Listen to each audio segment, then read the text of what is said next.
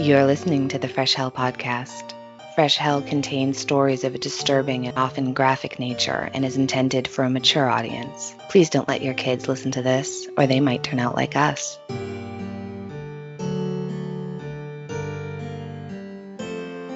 If you're looking for something new and scary, check out the horror podcast, Scared to Death. Scared to Death is over 150 episodes of demonic possessions, hauntings, shadow people, and more. Join me, Dan Cummins, as I try to scare my wife, Lindsay, each and every week with dark tales from around the world. Then comes the best part of the show when I, Lindsay, get back at Dan with listener-submitted horror stories, often the scariest part of the show. New episodes drop every Tuesday night. Available anywhere you listen to podcasts, and you can also watch us on YouTube. Get Scared to Death. Hi, I'm Annie in Boston, Massachusetts. And I'm Johanna from Austria, and you're listening to your favorite international podcast. You just heard the promo for Scared to Death, hosted by Lindsay and Dan. Just like us, they are at their 200th episode. I mean, we're not yet there, but next week. Next week. There's a lot of backlog for you to go through. Every week, Dan tells his wife, Lindsay, terrifying tales of the macabre and paranormal kind. Are they true? Well, you will need to listen to find out. Go check out Scared to Death. And if you enjoy their podcast, please leave them a rating or even better, a review and tell them we sent you. I just listened to one where Dan was talking about Jack Unterweger. Perfect pronunciation, by the way, Dan. All right, we only have a couple of things to mention before we jump into today's episode. Hi, buddy. Opus is home today. So this is we've decided that we think he's mature enough to be at home and just relaxing when I'm recording. So fingers crossed that this all goes well, but you might hear him. First of all, we want to wish a very, very happy belated birthday to Tanya McDonald in South Africa. Happy birthday. Happy birthday. Tanya's birthday was on Wednesday, but because we switched our release date to Friday, we can now only send you a happy belated birthday today. We hope you are having the most amazing birthday week. And Tanya, also give your amazing sister a hug from us because she's the one who reached out and asked us to say hi. So happy birthday, girl. Alles Gute. Second, please don't forget to vote for us in the first round of the People's Choice Podcast Awards. Go to podcastawards.com, register, and please verify your email. It only takes a minute, and your data is not used in any way. They will not spam you or anything like that. You can vote for us in the categories True Crime, Female Hosted, History, and People's Choice. And please also check that little box that asks if you want to be considered for final voting. That would be absolutely awesome. It really would be. We would be so grateful. And last but not least, a huge shout out to our Patreon patrons. You are our primary source of monetary support for the show. It actually costs us money to make this show. And thanks to you, we are no longer going into debt trying to create this show for you each week. So thank you. And if you want to know more about Patreon or other ways you can support us, please just listen to the end. We'll get more into it then. And I think now it's time to talk about the Austin axe murders, or as many of us are more familiar with the term for this case, the so-called Servant Girl Annihilator, which it is problematic. If you haven't listened to last week's episode, please go and do that now so that you'll have all of the very fascinating and gruesome information. For everyone who listened last week already but needs a quick reminder, Johanna is going to give us a very quick recap. Yes, so in the 1880s, Austin was ridden with crime. Nocturnal marauders were roaming the nightly streets of the Texan capital, breaking into homes, threatening people at gunpoint, and robbing them of their money. But there was one criminal who would overshadow all of them, the Servant Girl Annihilator. He was made responsible for the attack and murder of several people, many of them African-American servants. Last week we talked about some of his victims.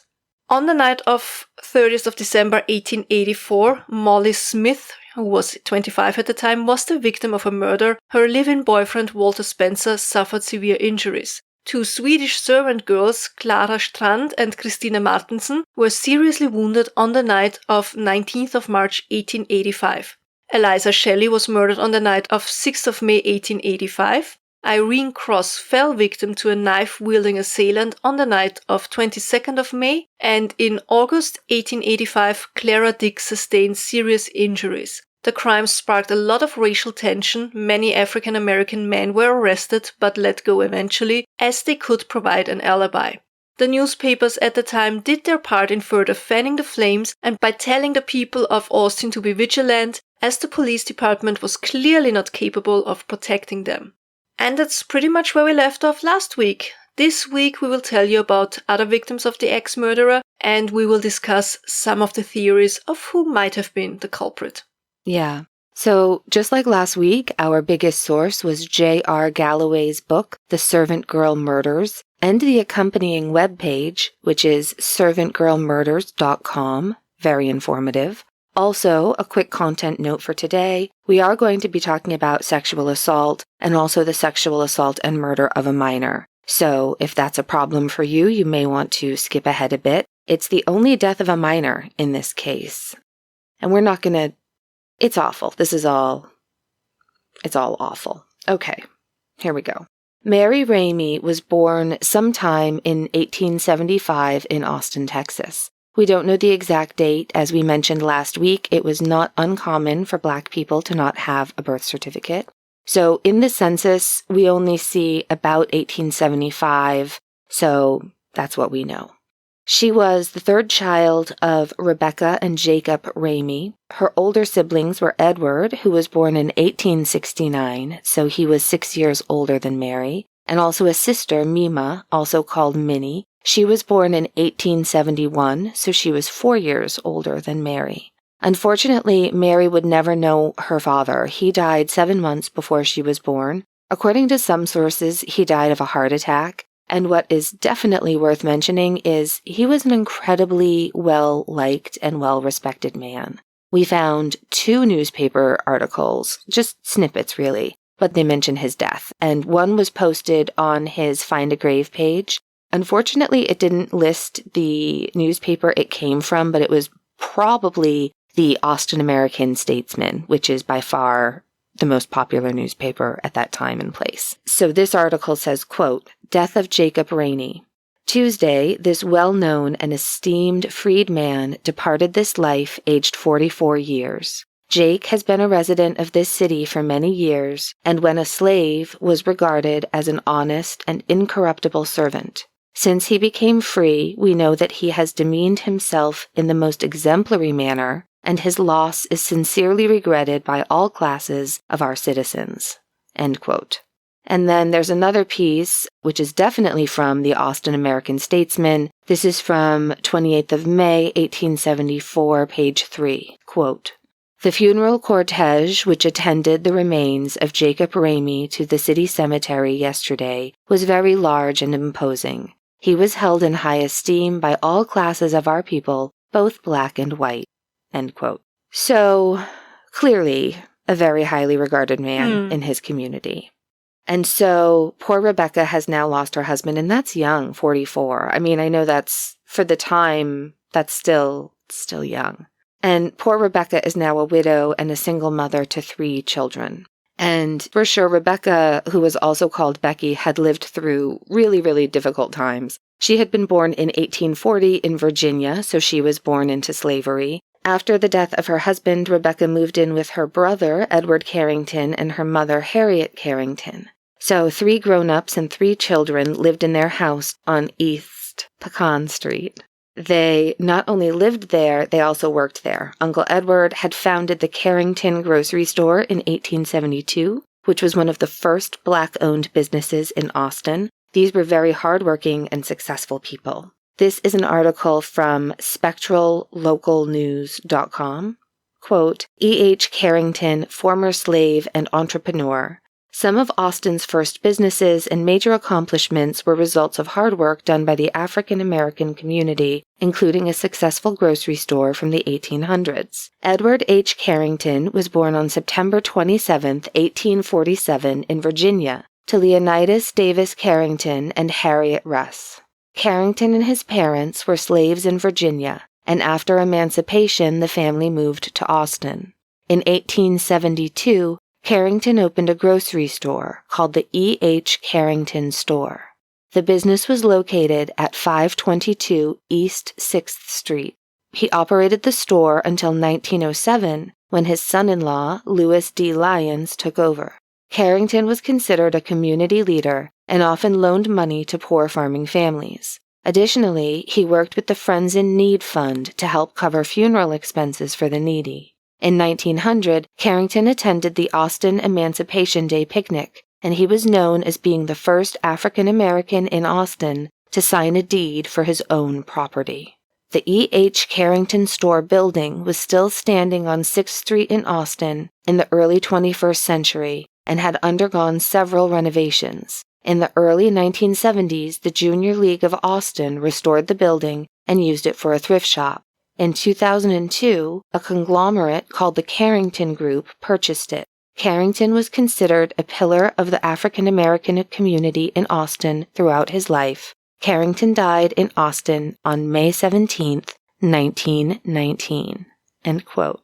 What a absolute fascinating life history. I just found that so impressive. And, I think part of it is there were lots of people who were as talented and generous and kind as Carrington was, coming out of slavery as freed people. But what must have happened, just the right amount of luck and chance and encounters with the right people, right? And it's just fascinating. But he sounds like a really impressive man.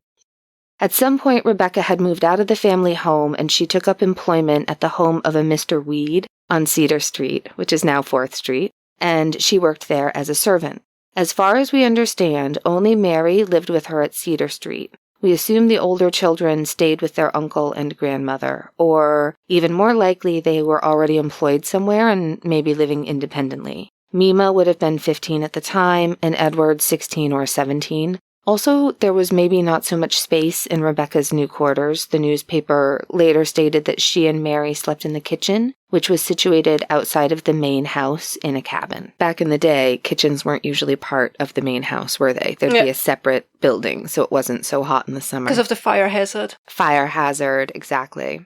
So, in the early morning hours of the 30th of August, 1885, which was a Sunday, somewhere between 4 and 5 a.m., someone broke into the home of V.O. Woods and entered the kitchen. Rebecca and Mary were fast asleep, and the intruder hit both Rebecca and Mary over the head with a sharp instrument, and then he dragged 11-year-old Mary out to the wash house, where he raped her, and then murdered her by inserting sharp metal objects into her ears and driving them into her brain. Mary was apparently still alive, but barely, when she was found in the wash house.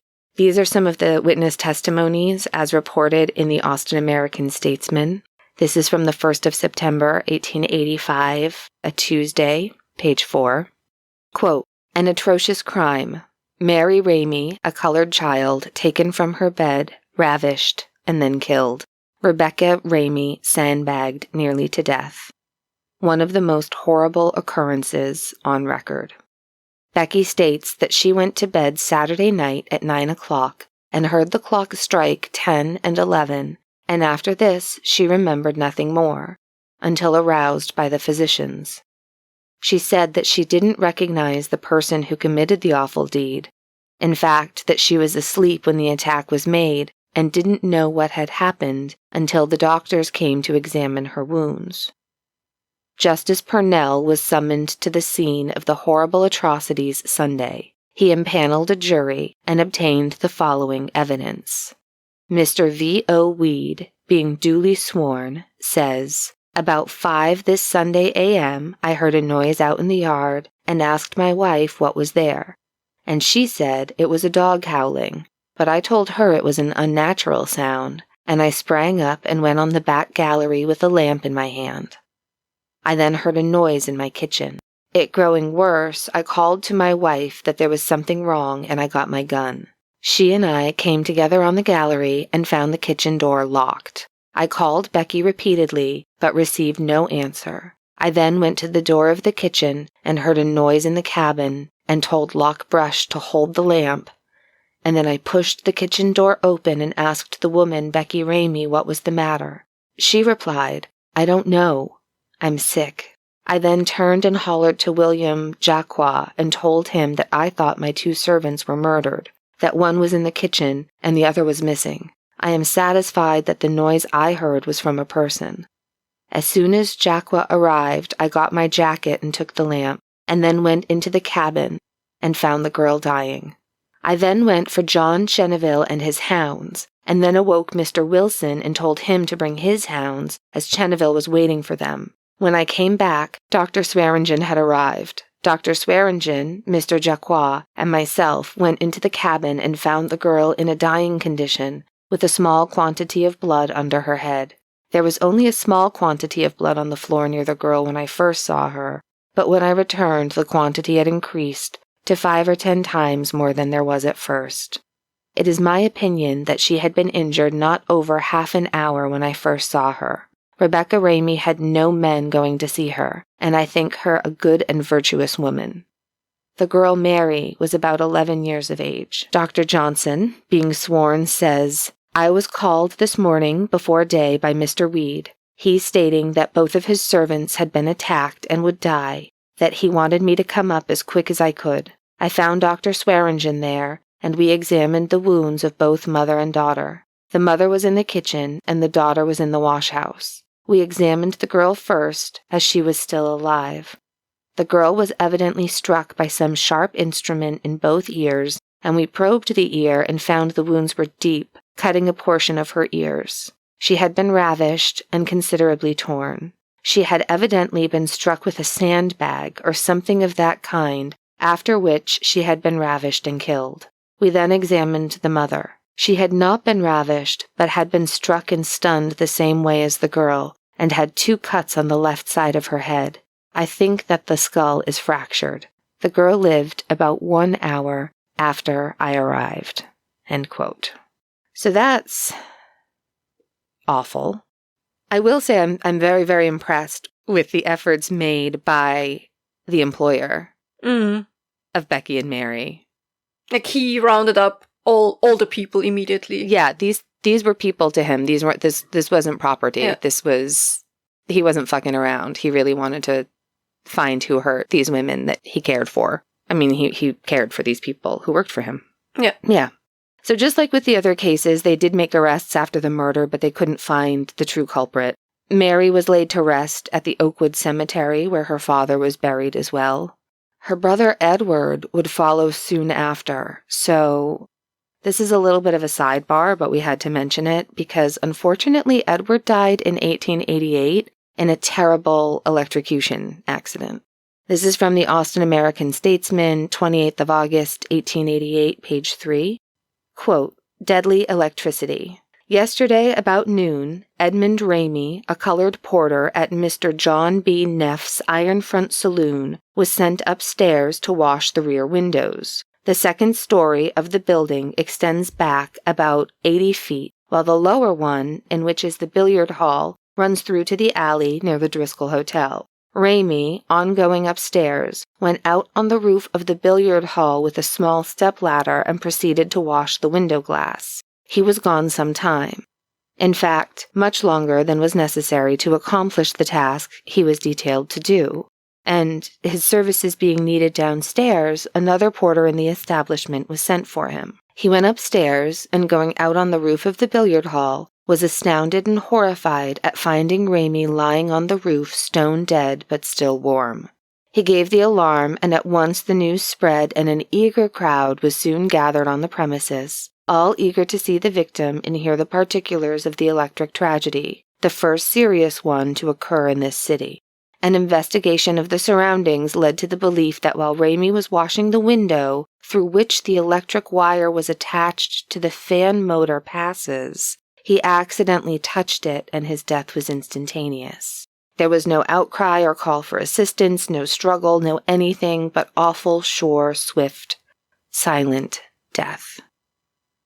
The death-dealing wire was one of the patent insulated ones, but the covering had been saturated by the rains, destroying the insulation, and the moment the unfortunate man touched it, his death followed then and there. He either caught or accidentally touched the wire with his right hand, 3 fingers of which were badly burned, the little one entirely through the bone, and it was left hanging by a small piece of skin. This is very sad, and I can't even begin to comprehend what this family had been through. It's awful. It's too much. 1 month later, the Servant Girl Annihilator struck again. This time there would be 2 people dead in one night, and one of them was a man. Orange Washington was the eldest son of George and Mary Washington, who, like many other former slaves, had come to Texas from Virginia to seek an independent life after the abolition. At first, the family lived in Branham, Texas, that was around 1870, where the Washington family worked on a farm with their 4 children, and as I said, Orange was the oldest one. Can I just quickly say that reading about this case sent me down kind of a minor rabbit hole of African-American surnames before and after the abolition? Like, I read a very interesting article on theroot.com. I will link to it in the sources, and I learned that Washington was one of the most popular surnames freed slaves chose for themselves, which I didn't know. It's an incredibly interesting topic. Yeah, absolutely. So at one point, Orange moved to Austin, where he worked for a local builder. He lived in a cabin at 2408 Guadalupe Street with his girlfriend Gracie Vance, who was born in 1865. Actually, she was either his wife or girlfriend. Different newspapers report different things. We checked on Ancestry and couldn't find a whole lot, unfortunately. It doesn't really matter if they were married or not. We just like to be accurate. So I think most likely she was his, what is referred to as common law wife, right? Mm-hmm. So that they were living together for a longer time and acted like husband and wife, just not legally married. Sure. Gracie's roots traced back to Tennessee, where her mother had been born in 1842. She had moved to Austin, where she worked as a washerwoman and raised her 2 children, Gracie and James. On the night of 28th of September 1885, Gracie and Orange had 2 guests over to stay for the night, Lucinda Body and Patsy Gibson. I think they were friends of Gracie.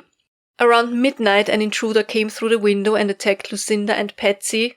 Lucinda would later testify that she must have been attacked by a sandbag or with a sandbag because she felt it somehow heavy, yet in a way bouncy. Lucinda also said that she thought that she had recognized the attacker as a man named Doc Woods. The newspaper later said that he might have been Gracie's former boyfriend, but he actually denied that. He said he just knew them as acquaintances. It can be hard to trust newspapers at this time. At any time, Yeah. But yeah, absolutely, yeah. So Lucinda told the attacker, who she thought was this man Doc Woods, to stop it, to not attack her. And he kept saying, "Don't look at me, turn off the lights, don't look at me, I have to kill you."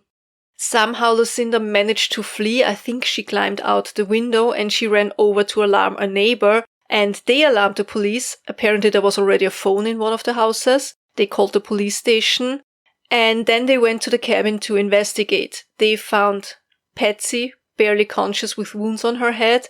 Orange was lying either on the floor or across his bed, and he was dying. He had deep wounds on his head. Soon they realized that Gracie was missing, and they found blood on one of the windows, and they concluded that she must have been dragged out that window by the intruder. Indeed, they found her 68 meters or 75 yards away from the cabin, and she had been dragged not only out of the window, but also over a fence. So that really...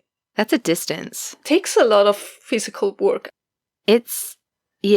That definitely tracks to the two people theory that you hear sometimes, but it could have just been a very big, strong person. Muscular person, yeah. Yeah, but that's a distance.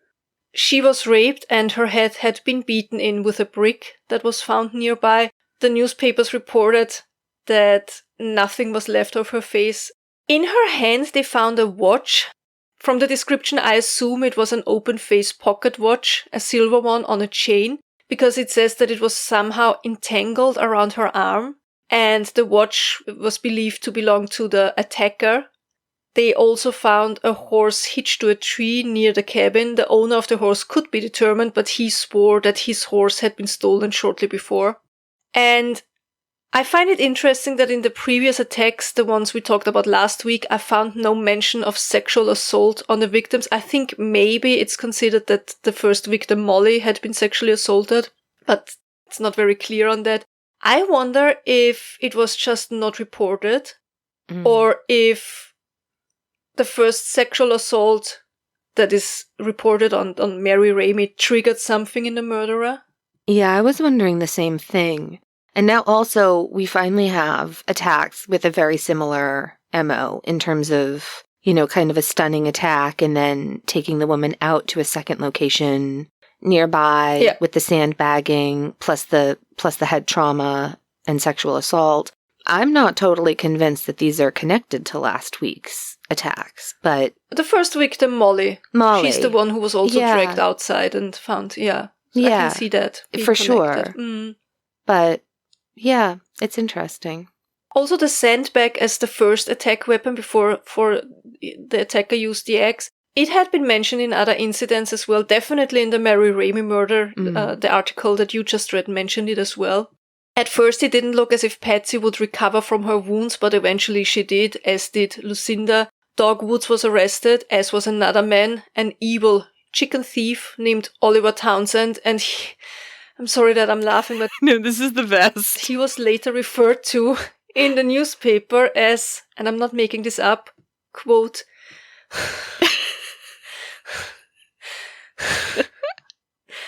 the Great American Chicken Lifter. End quote. He's the Great American Chicken Lifter. I feel like this could spawn a whole new category of TikToks. Show us the Great American Chicken Lifter. Because of Lucinda's testimony that she had recognized the intruder as Doc Woods, the police thought they finally had the right man. Of course, the citizens of Austin were absolutely ready to lynch the man when the Pinkertons made an observation. And with the Pinkertons, I mean, of course, members of the famous Pinkerton Detective Agency. And I mentioned them in so many episodes, and I know I said it before, it's time for a whole Pinkerton episode. So, of course, as these cases had become extremely notorious, the Pinkertons were sent in to investigate and possibly find the Austin ex-murderer. I think from what I read is they came after the Mary Ramey murder. And I asked myself, did Uncle Edward hire them? I mean, they were members of the middle class. Or that the community maybe pooled money together and hired the Pinkertons to solve this absolutely horrible murder of the young girl. Yeah, it could be.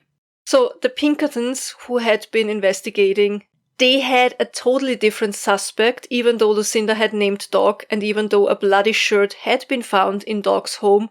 Doc Woods stated that the bloody shirt was the result of a chronic disease, and some newspapers referred to it as a venereal disease, so a sexually transmitted disease. I was, of course, very curious, thinking which STD could cause a bloody shirt, and how did you get blood on there, right? So I was thinking when you were coughing up blood, maybe, like from a severe lung infection.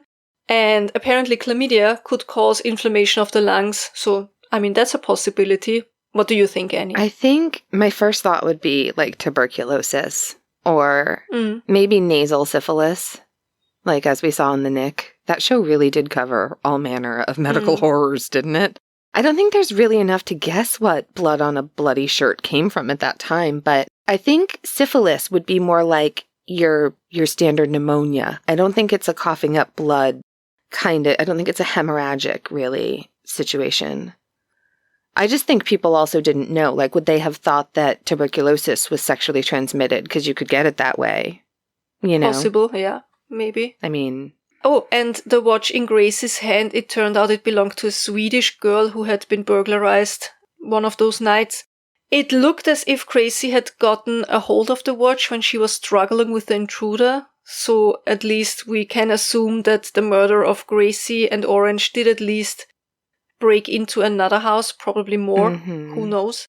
Ultimately, after several months, they somehow proved that Doc and Oliver did have alibis and that the blood on Doc Wood's shirt was indeed his own blood. And I wonder how exactly did they prove that? Yeah. I think there wasn't even the possibility. 1885 might have been just about when they started to be able to distinguish between human and animal blood. Maybe. I think it wasn't even quite there Yeah. yet, if I remember correctly. No, I think someone must have witnessed Doc have a nosebleed or, cough and spew blood everywhere while wearing that shirt. I think that's the only thing. If they proved that the blood on Doc Wood's shirt was his blood, I think someone had to have been like, oh, I was there when he maybe. had that note, because otherwise it's just impossible. But the watch being stolen from a Swedish girl that was burglarized does tie back to last week. And I mean, I didn't really read if it was the same Swedish girls that the servants, that the watch was stolen there, or I missed it somehow. I think I didn't read it, but that's also the kind of connection I made. Yeah. It reminds me a little bit of the Golden State Killer, because before he was the Golden State Killer, he was the Visalia ransacker. Like, he didn't start out as what he evolved to, right? He started out as a peeping Tom. And then after a peeping Tom, he would sneak in and steal little things when no one was home. Then when people were home, then he started attacking people. Then he started, you know what I mean? It just escalated. So there's that element here, I think, too, right? Maybe. All right. So we told you last week that in this 1 year, the Austin Axe murder was active. Authorities questioned more than 400 men. They arrested a whole bunch of them. That's a technical term, mathematically speaking. But ultimately, they had to let everyone go. And the people of Austin had really lost all trust in their police force. I read in the book by Mr. Galloway, he included an article from the time that the Austin police force consisted of 1 marshal, 1 sergeant, and 12 police officers, which is 14 men for roughly 12,000 people. I don't think that can be correct, can it? That must be for 1 district of the city, maybe? Because if it is for whole Austin, I do understand why the police was struggling with all the crime being rampant in the city. And even if it's just for a part of Austin, that's too little police. Yeah, one thing that I wondered when we were talking earlier about the Pinkertons and like who was responsible for hiring the Pinkertons, my first thought would actually be some of the prosperous Black families in town, because I wonder if the police really, because up until this point, we mostly had African-American Black girls that were being attacked. And so without risking sounding, I just fear that would be an issue. I would assume that would be an issue everywhere, really, not speaking badly of Austin specifically. You know what I mean? But I also have to say, they tried 400 men, questioned 400 men, and they did arrest. Yeah. Well, and especially if Pinkertons were brought in, then that would have forced their hand, right? Like, they can't be upstaged either. It's not enough police for that many people. I really hope I read that wrong, because 14 men for 12,000 people, that can't be right. Yeah. And I think it's safe to say that people of color would not have been a priority case until there were quite a few. Yeah. All right, let's get to our last 2 known victims of the, quote, Servant Girl Annihilator. And this time, so shocking for the press, the victims were white. And they died on the same night on Christmas Eve, 1885, but not in the same house. And I wish I was being tongue-in-cheek when saying that the press was like, oh my God. But this is one of the headlines. This is from the Austin American-Statesman, 26th of December, 1885, which was a Saturday. This is page 8. Quote, "Blood, blood, blood. Last night's horrible butchery. The demons have transferred their thirst for blood to white people." End quote. Dun, dun, dun. Bum, bum, bum. Let's talk about the first victim of the night, Susan Hancock. Susan was born Susan Clementine Skaggs on the 27th of December, 1840, in Alabama. I read somewhere that she had a twin sister, Martha, and also a brother named William. In 1868, she married a man named Moses H. Hancock. He was born on the 28th of January, 1823, possibly in North Carolina. He moved to Texas sometime in the 1850s or 1860s. We know he was living in Bonham, Texas, where he worked as a carpenter. Moses had served during the Civil War in Howell's Battery and the 11th Texas Field Artillery. All right, so as I said, Susan and Moses married in 1868. They were living in Texas, where their daughter Lena was born in 1870. After the Civil War, Moses had returned to earning a living as a carpenter.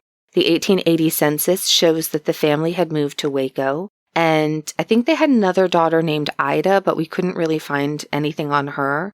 On Find a Grave and Ancestry, there was only Lena listed as their child, which is strange because later on the newspaper articles clearly all speak of two teenage daughters, Lena and Ida.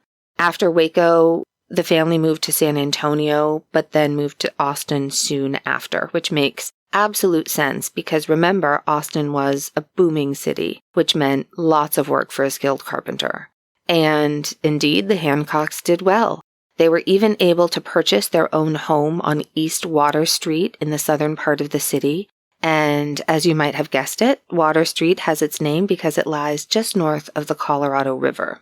Okay, so it's December 24th, Christmas Eve, 1885. Lena and Ida are out at a Christmas party. Moses and Susan are at home. They'd already gone to bed. By the way, Susan, in her 40s, was described as being very educated. She read a lot. She was described as eloquent and very good-looking. Susan is sleeping in the bed of one of her daughters. I absolutely think that this was a tactic so they would know when the girls came home. This is 1000% something my mom would have done. Like, moms are gonna mom, right? So around midnight, an intruder enters through a window and strikes Susan over the head and drags her out the window and into the backyard. At approximately midnight, Hancock was awakened by the sound of moans. And of course, with everything going on in Austin, he immediately gets up and he goes to check on his wife, but he finds the bed where she had gone to sleep empty. And not only was the bed empty, there was blood on the sheets. Tracing the trail of blood outside, along the house, and into the backyard, he caught a glimpse of what seemed like a figure leaping over the fence. Moses Hancock must have scared the attacker off, but it was too late. There, in the backyard, he discovered Susan, barely clinging to life, laying in a pool of blood. The attacker had brutally struck her face and head with an axe, which was left behind at the scene. Susan suffered a cut across her left ear, a wound above her left eye, a lacerated cheekbone, and 2 fractures to her skull. The perpetrator had also forcefully stabbed her ear with a lengthy, sharp object penetrating 2 inches into her brain. This is very specifically like Mary Ramey. Like, this is totally the same MO. Has to be. That's the thing. Yeah. I keep thinking him as like the knitting needle guy. Or, do you know what I mean? Just a long... Mm-hmm. Yeah.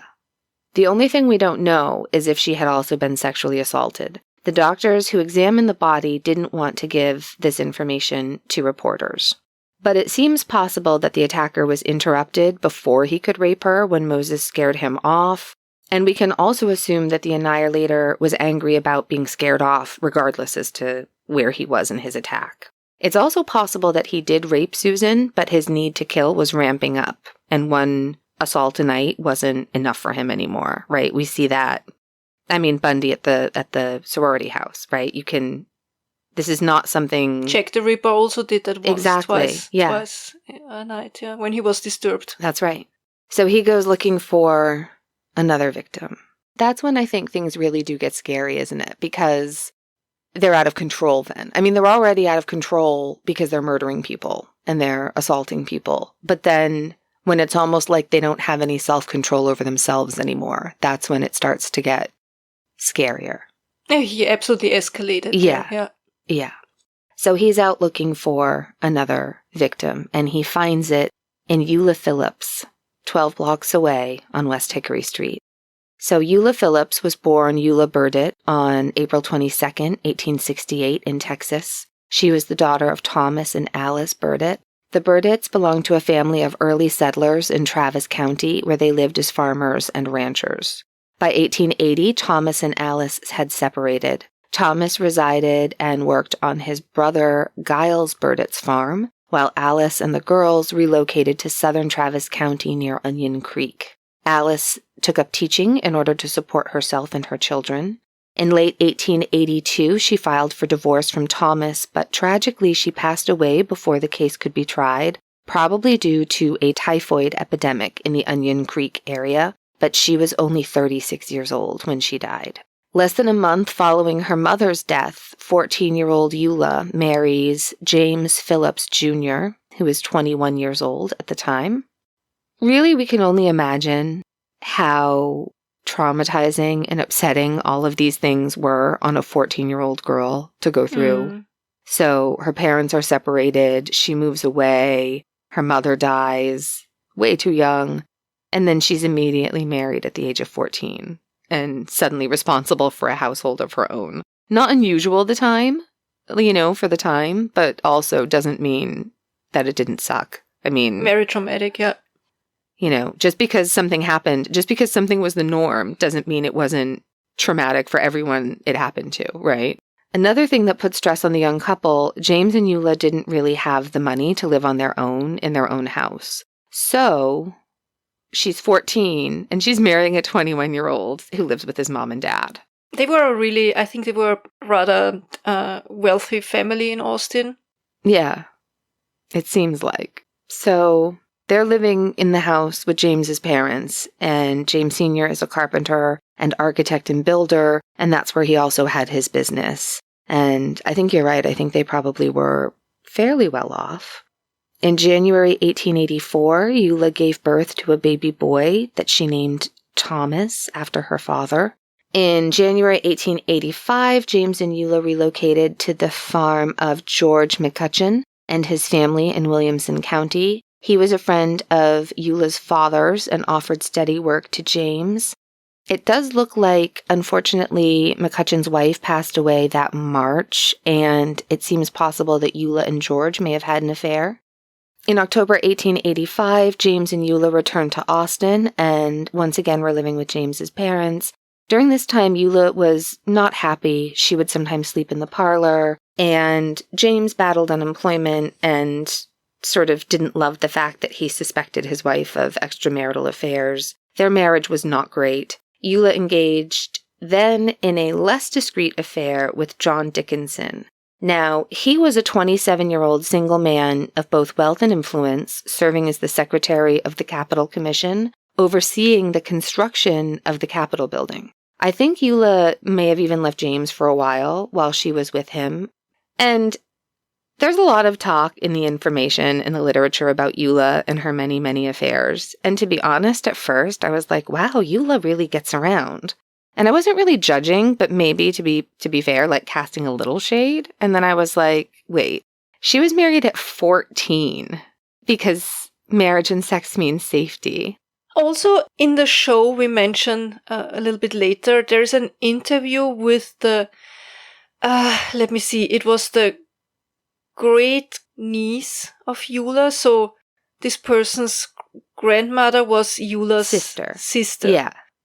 And there's an interview with her, and she talks about how James was drinking and not treating Eula very well. Right. Let's keep it at this. Yeah. And that's never the narrative. So I can totally understand that she was looking for affection and happiness in her life. She was such a young woman. Of course. Yeah. It's just the narrative is always like, oh, look at this woman running around. Like, let's not take any look at... Anyway. So Eula was often a guest in these assignation houses, which were private residences where you could rent a room for an hour or two. They were sort of for discreet romantic encounters with confidentiality. Like the upscale version of a motel that runs by the hour, sort of. So Eula was a guest in these houses, and we'll get into it more later, but we need to talk about what happened to Eula. So on Christmas Eve, 24th of December, an hour after the attack on Susan Hancock. So this attacker is in a frenzy, and the murderer strikes once more. And this is from the Austin American-Statesman, 26th of December, 1885, page 8. Quote, "Last night, Mr. Philips and his wife and little child retired to bed as usual. Sometime past midnight, the household were awakened, and their attention attracted by Mr. Philips Jr. calling for someone. The door of the room, which opened out on the covered veranda, was found open. On entering, Philips was found weltering in blood. The pillows and bedclothes presented a horrid spectacle, being literally saturated with blood, and the sheets reddened with gore. Philips lay on his right side with a deep wound just above the ear, made with an axe which lay beside the bed. Mrs. Philips was not there, but her child remained all besmeared with blood, but unharmed. Search was immediately instituted for the missing woman. A trail of blood still fresh on the floor of the outside veranda was followed out into the yard, and in the northern part of the enclosure, a few feet from the fence and at the door to the water closet, Mrs. Philips was found dead. The body was entirely nude, and a piece of timber was laid across the bosom and arms, and evidently used for the most hellish and damnable of purposes. The hands were outstretched, and a great pool of blood, still warm and scarcely coagulated, stood in a little trench, into which the life current had flowed down from the unfortunate victim. The body had been dragged from the room, but whether Mrs. Philips was killed in the room, or, as the elder Mr. Philips thinks, she was awakened by the assault on her husband and attempted to escape, cannot be determined.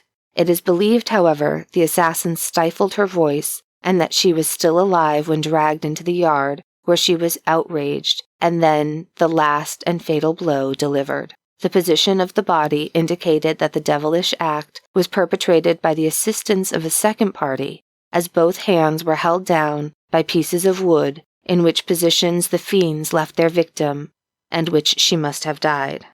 The elder Philips stated that while this most horrible crime was being committed, everything was silent as usual. No outcry seems to have been heard, so skillfully did the inhuman butcher or butchers carry out a crime worthy of the imps of hell. Philips, the wounded man, was seen a short time after this awful and infernal crime. A physician was present and had given him a soothing potion, but stated he had not investigated the wound and could not say whether the skull was fractured or not. When asked if he knew who struck him, Mr. Philips deeply groaned and said he did not. It is believed his wound is serious, if not fatal. The wound of his dead wife was also in the head, and evidently with the same axe with which he had been struck. At the late hour at which this is written, it is impossible to give the full details of this appalling assassination." End quote. So what's interesting to note here is that there were witnesses who testified that Eula showed up at one of the assignation houses only an hour or so before her murder, accompanied by an unknown man.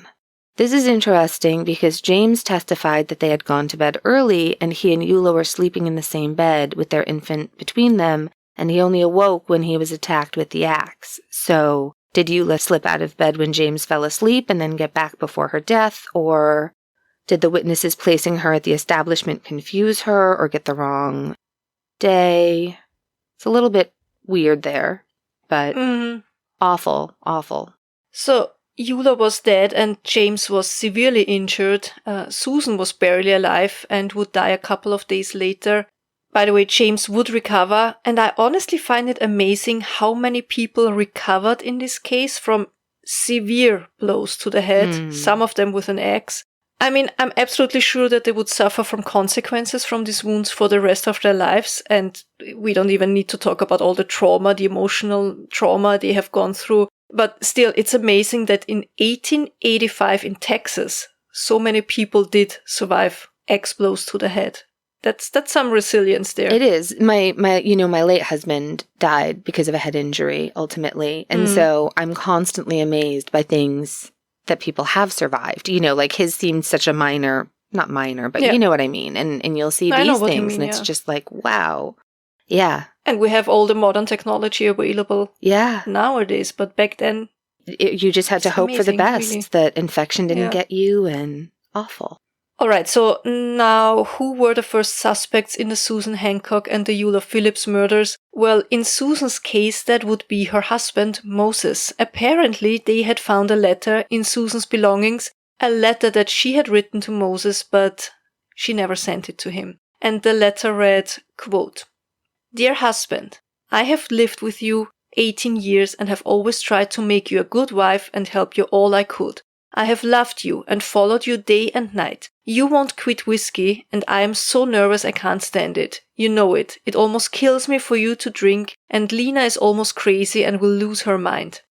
If I was to do anything to disgrace you and our children, you would leave me. You would have quit me long ago. Take good care of yourself. Write to me at Waco, and I will answer every letter. Your wife until death, Sue Hancock." End quote.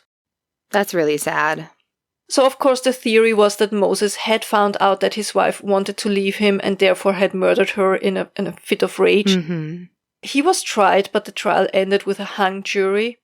Ultimately, they couldn't prove that he was indeed the culprit, and honestly, I think it's highly unlikely that he did it. Yeah. I mean, we have 2 murders, same MO, 1 hour apart. How high are the chances? Yeah, it doesn't make any sense at all. Now, I think he's probably very, very lucky that there were so many other attacks, because if it had just been that, then for sure he would have been looked at. But there was just too much else going on that he couldn't have been. Where was it? I heard that the police at the time never really connected these 2 cases that happened the same night, 1 hour apart, 12 blocks away. Wow. Only the newspaper and the people of Austin, they made this connection, but the police really didn't see it. I think they were just eager to try anyone at that point. Yeah, they were desperate to find a solution. As I said, he didn't get sentenced in the trial. He was let go, and after his wife's death and him being a suspect for quite a while, he started drinking even more than before. He moved in with his older daughter, Lena, who took care of him until his death in 1919 at the age of 89. Now, Lena must have been a really cool, strong woman. You can find some info on her on servantgirlmurders.com. She didn't have an easy life, but absolutely persevered. Yeah. One fact about her, though, that I will mention, she absolutely loved dogs and all the other animals. She always had several big dogs living with her, and she also had a very feisty parrot, apparently. Now, about Eula's murder, I think it was pretty clear that her husband James wasn't the one who had murdered her because of his severe head injuries. You'd think so, but he was actually tried for murder of his wife Eula. So poor James was recovering from his wounds, and in the meantime, the police did hear some of the rather scandalous gossip concerning Eula and her affairs, which led the police to believe that James had murdered Eula because of jealousy. Of course, this theory is quite a bit implausible, as it would require him to inflict the wounds on his own face and head to feign an attack by another assailant, right? Yeah. I mean, it's possible, but how likely is that? It's happened before, but yeah. Such severe wounds, I don't know. It's pretty tough. So James was arrested on January 1st, 1886. That was just a couple of days after the murder. During his trial, the most condemning evidence was that he had stated one time that he would kill Eula if she would ever cheat on him. The prosecution also brought another piece of evidence, a floorboard they had cut out of the Philips home with a bloody footprint of a bare foot. The print was interesting because it was mentioned that there was some form of abnormality in the toe area, and they did compare the print to James' foot and it didn't match. Nevertheless, he was found guilty, but the conviction was later overturned on appeal due to insufficient evidence. Thank goodness. So Susan Hancock and Eula Philips were the last known victims of the killer. He just stopped after that, and ultimately the identity of the Austin ex-murderer remains a mystery, or how many call him the Austin Servant Girl Annihilator. And we told you last week that the name is not really fitting, as not all of the victims were actually maids. Also, Annie said it's kind of problematic, because don't you have the feeling by calling him the Servant Girl Annihilator back then, it's kind of, I don't know how to say it. It's like, well, it's just servants. It lumps them into a class of people who don't matter so much. Yeah, exactly. Yeah. It's classist. It's classist. It's very classist. Yeah. I mean, it's different times, and what's interesting is the term was coined by William Sidney Porter, and you people out there might know him under his pseudonym, O. Henry, who wrote many short stories. Yeah, for example, The Gift of the Magi, which I read for our patrons for Christmas one time. Yes, that's true. So he was living in Austin at the time of the murders, and he had used the term in a letter he had written to a friend, quote, "The town is fearfully dull, except for the frequent raids of the Servant Girl Annihilators, who make things lively in the dull hours of the night," end quote. I don't love that vibe. No, absolutely not. It's... Wow, it would be boring here. Well, everything here is so dull except for when women get murdered brutally. Yeah. Thank goodness these women keep getting attacked. Otherwise, it would be boring as hell around here. So, now, as with every good mystery, there are a bunch of theories on who actually did it, and we want to discuss the more popular ones, shall we? So, we already mentioned it last week. Some people, especially at the time, believed that the Annihilator had boarded a ship and gone to London, where he continued his murder spree under a pseudonym. Jack the Ripper. Bum, bum, bum. And I can see how people at the time would maybe think that. But first of all, how likely is that? Two such infamous serial killers being the same person. And also nowadays we know about something like MO, and it just doesn't fit, like, at all. Completely different. Not even a little bit. Yeah. And every time there's someone and they're like, and then they think he got away because he went to London, where he became Jack the Ripper, of course. No, I think people just don't like to think about how many killers are out there among us at any given time, all the time. They're like sharks. They're always there without us realizing, and the odds are really actually very low that you'll be a victim. But they're not zero. And I think that is a really uncomfortable truth. And people just want to assume that, no, there couldn't be 4 or 5 people responsible for all these crimes. It's one person who did them all, then left and went to another continent. That's what happened. It's like doing a world tour. Yeah. I think it's wishful thinking 99.9% of the time when someone's like, and then they left the continent and went to, became Jack the Ripper, became the New Orleans Axeman, whatever it is. It's just, it's wishful thinking. I think another reason why Jack the Ripper is named in connection with these murders is a Malaysian cook named Maurice. And I honestly think, and I think Annie, you agree, this theory is pure, absolute lore. But here it goes. Maurice, never any last name given, which is already a red flag for these kind of things. A Malaysian cook. Cue the Steve Miller Band running through my head for the rest of the day. So he's a Malaysian cook, and he worked at the Pearl House in downtown Austin. And apparently the Pearl House was a hotel at the time. And I tried to find info on it. I couldn't find Pearl House Hotel Austin in any other sources than the ones that talked about this Maurice guy in connection with the murder. There is a Pearl Street in Austin, or there was, or is, I'm not quite sure. And there is a haunted inn on Pearl Street, but that one seems to have been built in 1896. So you see another red flag. I'm extremely suspicious about the whole thing. As you should be. Pearl House had connections to many victims of the Annihilator in one way or another, like them being guests or them working there. And they think that Maurice the cook is the common denominator. He had seen the victims at the Pearl House, stalked them back to their home, and murdered them.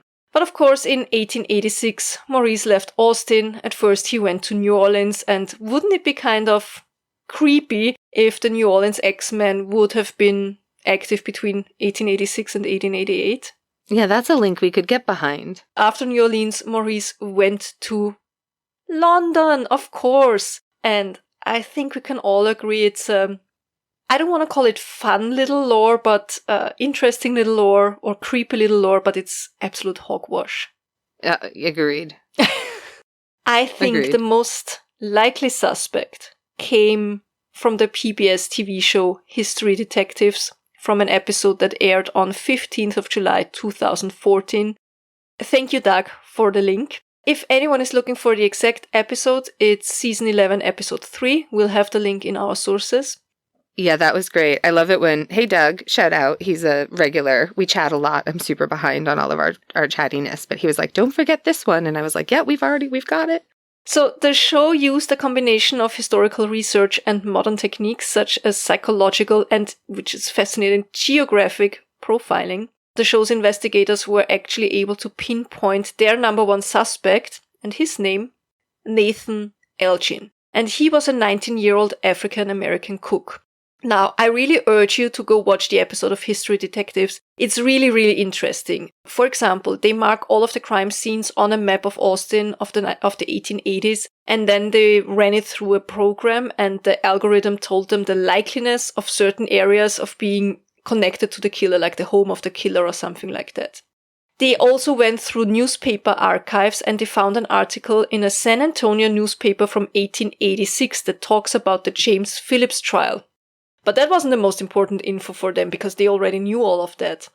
But the article also mentions the name of a suspect who had been shot not long ago when he tried to attack a woman in a saloon, and he was shot by the police. The name of the dead assailant was Nathan Elgin, and he was considered a suspect already at the trial, or at the time of the trial, because he was already known for assaulting women, but also because during autopsy they realized that his footprint was matching the crime scene of the murder of Mary Ramey. And his foot did show an irregularity in the toe area that would fit also the print at the Phillips house. Nathan Elgin was missing a toe. But there's more. Elgin was working as a cook at a high-end restaurant in Austin at Simon's Restaurant on Congress Avenue. And that address was in the area that was deemed to be the most likely home of the killer by the computer. Home or somehow else connected to the murder, so possible place of work, right? Where he spent a lot of time. Exactly. Yeah. Also, the killings all of a sudden stopped after Elgin was shot. And now we're coming full closure. The people of the show kept sleuthing because they wanted to see if somebody else had made the connections between Nathan Elgin and the murders. And there was another person, James R. Galloway. On his webpage, he offered an in-depth analysis of why he thinks Elgin could indeed be the ex-murderer, and I can only say please go read it, and well done, bravo, Mr. Galloway.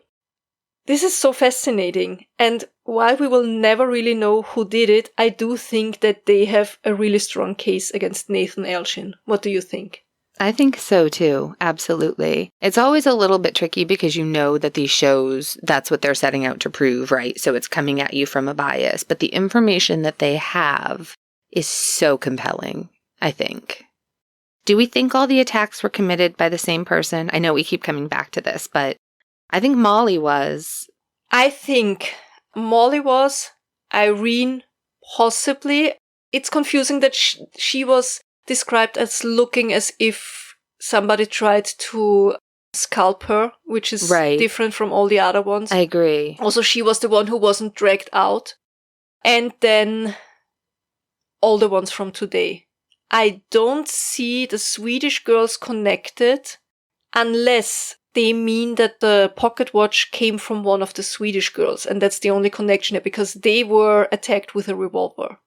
Right. So that's the only thing I can think of but it just seems weird that it doesn't say that specifically, unless we missed it. If we just missed that, one of our listeners will know. Someone always knows. Like, what's the situation there? Was it just another one at the same time? Also, Clara Dick doesn't fit in for me. She and her mother both testified that it was her husband who attacked her. And also, why would the attacker try to grab the baby first? All the other times he had never harmed toddlers or little children who were present. He did attack Mary Ramey, but she was a little bit older and she was a girl, prepubescent girl. Exactly, yeah. I agree. I don't think that one makes sense. This is a really interesting one. You know what it really reminds me of are all the axe murders that we found when we were looking at the Villisca axe murders, remember? There were just so many axe murders at the time, and it was like, hang on, is there a serial killer? Because it's just a lot. And there wasn't the kind of communication networks available for law enforcement to even determine. I mean, we can only speculate how many. I mean, they didn't even have a term for that at the time. No. Serial killer as a concept was coined way later. Of course.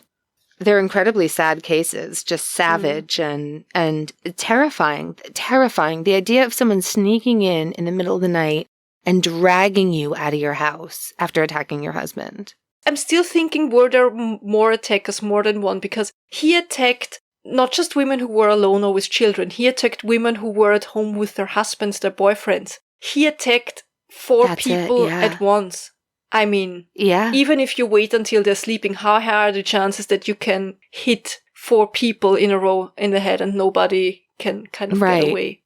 And what was the implication of the planks across? Was somebody stepping on them to keep her from moving her hands or pressing down on them? Apparently, yeah. Was used to hold her down. Right. And dragging someone for, what was it, 75 yards, 65 meters over a fence? Yeah, that's with a dead weight. Long way. A dead weight. This is it. Yeah. If you've ever had to try to transport a drunk friend, it's hard. It's real hard to move a dead weight. And in some cases, they'd be fighting back. It's a really scary case.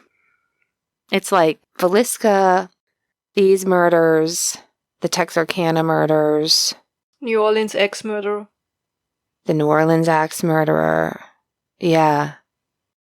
There's so many we still have to cover, but it's a lot to think about. I'm looking forward to hearing what our listeners' thoughts are on this case. As always, we have great ideas and thoughts and extra knowledge come from our listeners, so.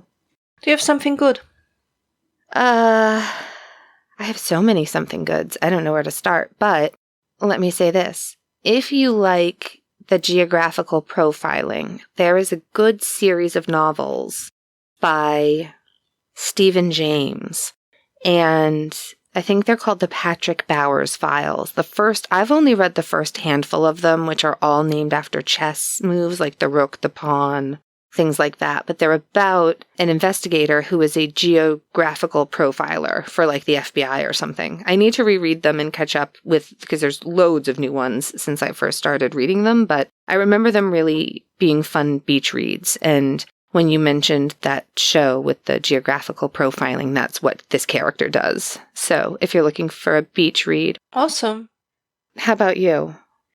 My something good is that last Saturday, well, I told you last week that Philip was here for vacation and we went to see a musical, Elisabeth in front of Schloss Schönbrunn, which was absolutely amazing. I've already watched it last year. I think in total I have seen it 6 or 7 times, twice in front of Schönbrunn. And Philip also told me, it's his favorite musical, and it was so good. And we had such a lovely evening. It was absolutely perfect. Yes, that's my something good. Oh, I'm so glad. Oh, that's nice. If you enjoyed this episode or any of our other episodes, please do us the huge favor. Go to your podcast app and see if you can leave us a rating and or review. Also, on Spotify, you can answer the question apparently under each episode. Did you enjoy this episode? So you can write something there as well. I love that. And we can see it. It doesn't let us respond back, though. No. Like, why can't we reply? That's annoying. But yeah, Spotify, thanks. And IMDb. I think you can leave reviews on IMDb. Yes, also. Oh, also I want to say thank you to our listener on YouTube, Brandy Jean. You leave such great comments and we see them all and we read them, and thank you for it. Thank you for interacting with our videos. Yes, definitely. And also we've had some incredibly, like when I was away, there were a few times where I saw, we get notifications when we get reviews, and I was like, screenshotting Johanna, like, this is the nicest review. I can't even tell you how happy it makes us when you take the time to leave us a review. It just means so much. It really does. What else? Voting in the podcast awards. Go to, please, podcastawards.com. You're going to register by giving them your email and then confirming that, yes, this is your email and you are not a bot. And we've been doing this for years now and have never had an issue with security. So they're not going to spam you with anything. And so once you confirm your email, you go back and it will list all of the many, many, many potential categories of podcasts that you can nominate. And we are nominated in the People's Choice, History, True Crime, and Female Hosted. And We won female hosted and history last year, so we are defending both of those. So just vote. Don't forget to check the box. There's a little box that says, tick this box. It says something like, tick this box if you want to be considered for voting in the final or something like that. Something like that. But essentially, your first vote is just saying, these are the podcasts that should get through this nomination period. And then a random selection of people who ticked that box will be selected for the final voting if we make it through. First, we have to actually make it through in these categories, and we'll see if we do or not. There's a lot of excellent, excellent shows nominated, as always, so we'll see how that goes. Patreon, you can go to patreon.com and search Fresh Hell Podcast, and you will find the different levels you can support us with. If you use Podbean as your podcast app, or if you, for example, go to Podbean, Fresh Hell Podcast on Podbean on your browser, you will see a little button that says, I think it says support or Patreon or something like this. And it's a program where you can also support us, where you get early access whenever we are capable, which is more often now that we are actually, releasing an episode for our patrons sooner. Things like this, yeah. That's for Podbean users. And we're not going to spoil any surprises, but we have a pretty exciting 200th episode planned. Sort of episodes 200, 201, 202 are all sort of related and exciting and big. It's a big topic. So that's what we're going to discuss at our next Patreon get-together, which will be on the 27th of July. Yes. So mark your calendars. Our Murder Tier patrons, we have been doing sort of chats lately about different topics and like what our thoughts are, and topics that either we've covered and we're just having an after the show chat, or topics we would never cover, if that makes sense. Exactly. We talked, for example, about John Benet, which we would never do an episode because there's so many great episodes from other podcasts out there already. And there really are. Yeah. Also about Patreon, next week I will send out the newest Murder Tier special merch. All of the Murder Tier patrons that are registered now will get it, will receive it. Also the ones who've been Murder Tier patrons for a longer time already. It's gonna change every year, but all the Murder Tiers are always gonna get this special item. And it's gonna be on your way next week. Yeah. So starting now, what will happen is like each summer we'll come out with a new thing. It'll be good. We have a new merch store.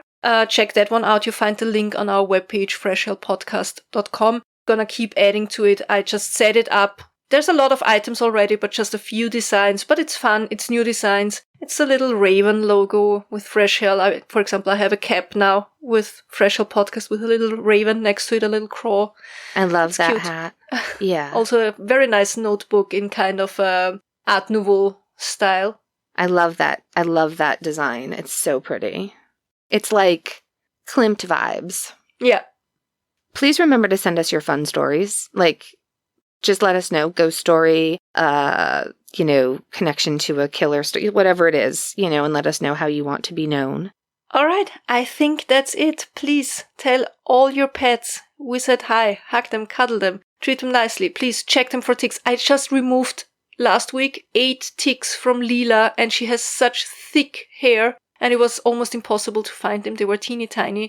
It's horrible at the moment. It's horrible. It's so gross. Please don't forget, it's still hot in most places. I mean, summer just is beginning, actually. Don't leave them in your car unless you have kind of, climate control. Yeah. You can leave the air conditioning running. Don't leave them outside in the sun. Keep them inside. Give them water. Also, water for all the animals, for all the birds, everyone. Everyone needs water. And be kind to all the animals. Be kind to other humans. And most important of all, be kind to yourself. I know it's hard, but you deserve it. That's true. And if you're going through hell, keep going. Tschüss. Bye.